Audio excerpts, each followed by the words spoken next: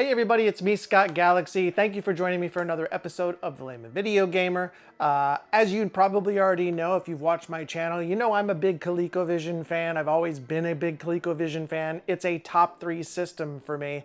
And I own just about every game with the exception of like 2 or 3 educational things. But it is by far and away one of the most influential gaming systems that I own. And even though I have pretty much every game, I'm still adding to my library with homebrews or remakes or upgrades, and today's no exception. I received a couple of games, and these games are basically ColecoVision Atom games. So if you own the Atom, you understand that most of the super games that were there were on data cassettes. So I have a ColecoVision Atom, and I have the data cassette tapes. And it's just kind of a pain. It takes a while. It's old technology, so it takes a while to get those tapes loaded into the system so you can play it. So the games I got today are basically Atom games. And the benefit is, of course, that now they're on cartridge, so they load up much, much faster. And of course, you can't play these games unless you have the Super Game module, which you can go get from Opcode. If you want to play a lot of the homebrew games, a lot of what I'm going to show you today, you're going to want to get yourself one of those. But let's take a look at the games. It's going to be an unboxing, and then we'll pop them in, we'll play them, and even compare them. So let's take a look.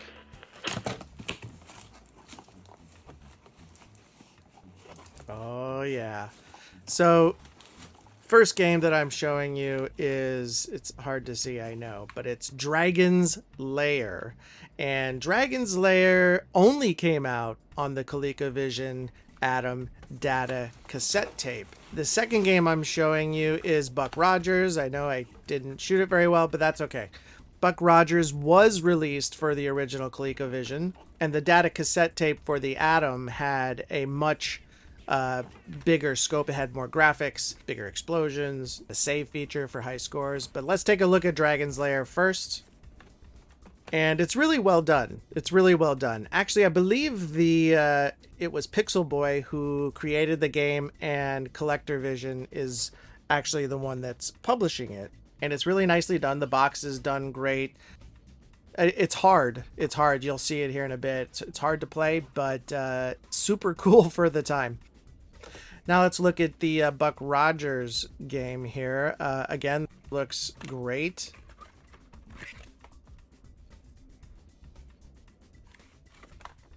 The manuals for both games are actually very nicely done. And it's nice that they went the extra mile to make these color. You know, as I think even Sega at one point with their, I think with 32X and maybe even before that, they started doing just black and white manuals, which, you know, just felt a little cheap. So it's nice to see these in full color. And you can see they came with the overlays, which are also very, very nice. But that's it for the unboxing. Let's take a look first at Dragon's Lair.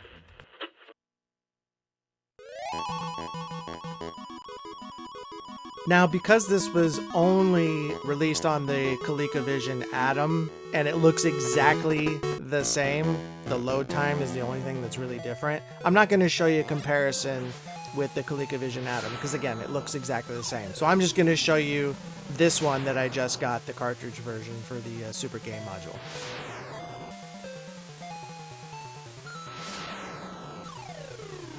So for those of you who are not familiar with Dragon's Lair, it is an animated video game that came out back in the 80s, super popular. They had some other games like Space Ace come out afterwards that were similar gameplay, but this was the one that kind of started it all. And of course, ColecoVision can't do that, so it created its own, and they did a really good job, as you can see here.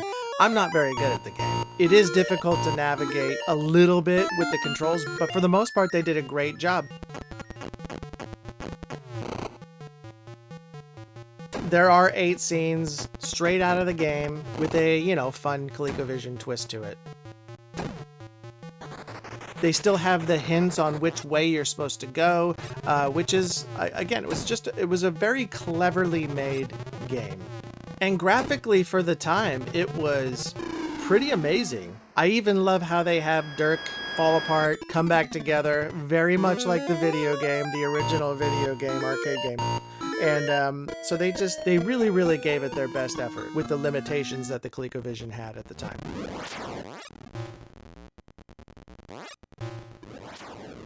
Overall, I give this really high marks. Very good game, very good port. Highly recommend it. So now let's move on to Buck Rogers and the Planet of Zoom. So this is an interesting game for a couple of reasons. One, there was an original release on the ColecoVision, and it was, I believe, one of their first ones. And at the time, it was a pretty big arcade game.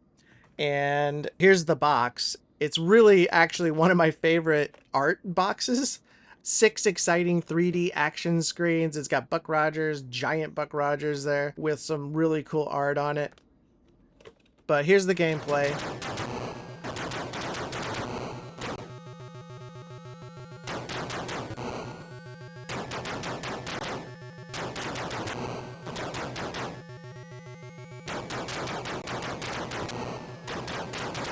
For a ColecoVision title back in the early 80s, I'd say this is pretty darn good with the faux 3D feel.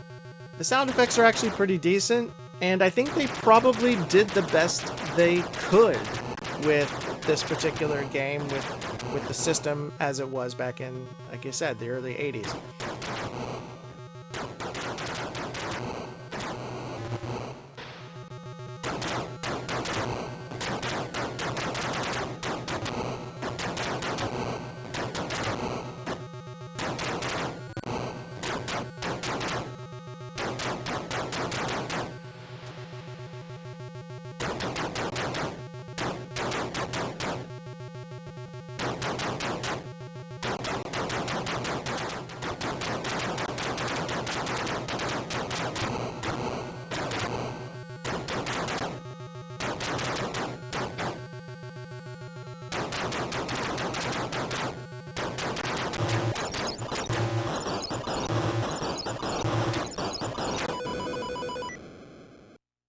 Now here's some footage of it from the ColecoVision Atom version, the Super Game Pack.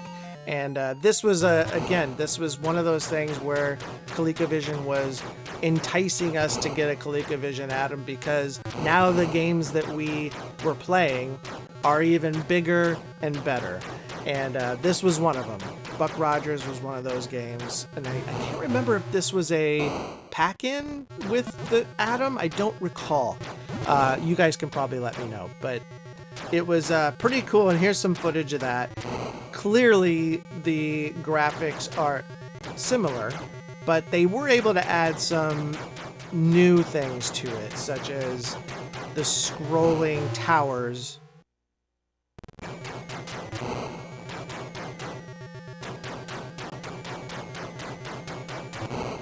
And bigger explosions.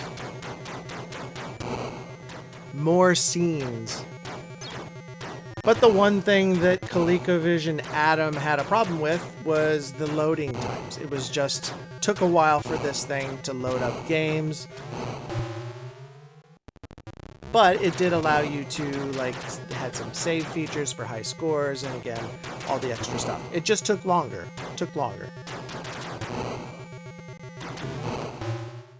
So, I'm going to show you now the ColecoVision Super Game that just came in for Buck Rogers for the Super Game module. Again, this is cartridge based, and you'll notice it looks, I'm pretty sure they're exactly the same. They're exactly the same graphics, same stages. To me, that sounds pretty much the same with the ColecoVision Atom version.